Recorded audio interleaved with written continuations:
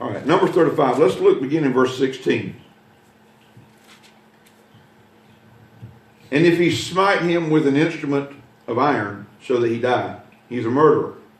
The murderer shall surely be put to death. And if he smite him or strike him with throwing a stone, wherewith he may die, and he die, he's a murderer. The murderer shall surely be put to death.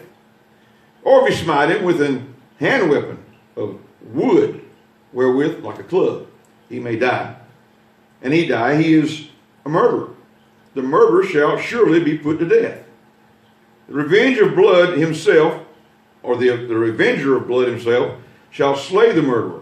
When he meets him, he shall slay him. Now the revenger, or as it's put in some passages, the avenger of blood, was someone who was assigned by God or by law that responsibility. And that was his job. And so he refers to him here. He says, but if he thrust him of hatred, or hurl at him by laying of weight, that he die, or in enmity smite him with his hand, that he die, he that smote him shall surely be put to death, for he is a murderer. The revenger of blood shall slay the murderer when he meets him.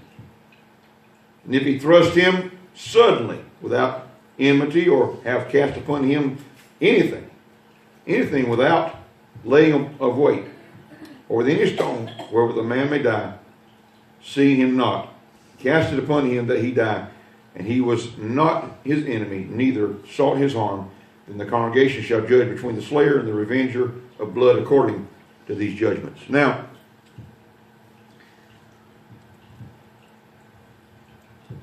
the definition of murder is the violent, deliberate, premeditated taking of another person's life.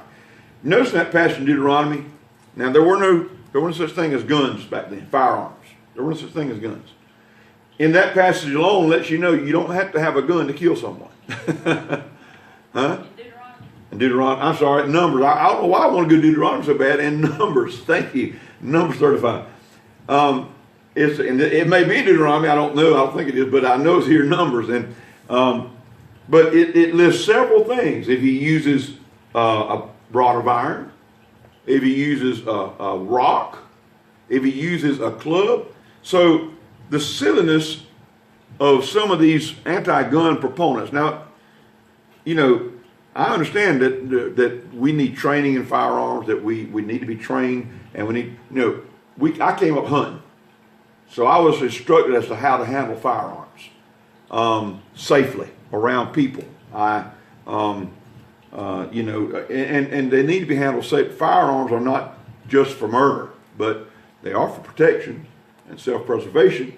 Matter of fact, they are actually for murder. They weren't originally devised for murder. They were actually devised for self-protection, as far as sidearms and pistols, things like that. Of course,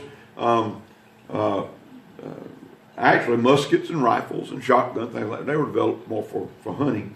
And but if someone has murder in their heart, the weapon of choice is irrelevant. I mean, if someone stabs someone with a fork, which has been done before, then what are all these advocates going to do? Are they going to start pushing for a ban on forks? You know, that's ridiculous. Someone grabs a kitchen knife and murders somebody. You going to ban all kitchen knives? Somebody picks up a rock, as it says here, and hits somebody in the head with, you going to ban all rocks? Good luck. The point is that if murder's in the heart of a person, they'll find a way to do it. They'll figure out a way to do it. They don't have to have a weapon available to them. They will figure out a way to do it. You know, some of these terrorist attacks have happened lately. They were cutting people with swords. You know, and I don't see anybody trying to ban swords. And so it's really kind of ridiculous. And I'm off on a tangent now, but murder is the violent, deliberate, premeditated taking of another person's life, homicide. And before the establishment of law enforcement as we know it, the person who was responsible for tracking down a murderer and applying the death sentence was, as we read a while ago, the revenger or the avenger of blood. And most often, it was a relative of the victim. That's the way it worked in those days. The text indicates, of course, that God forbids premeditated and deliberate murder. In other words, the taking of a life without legal sanction.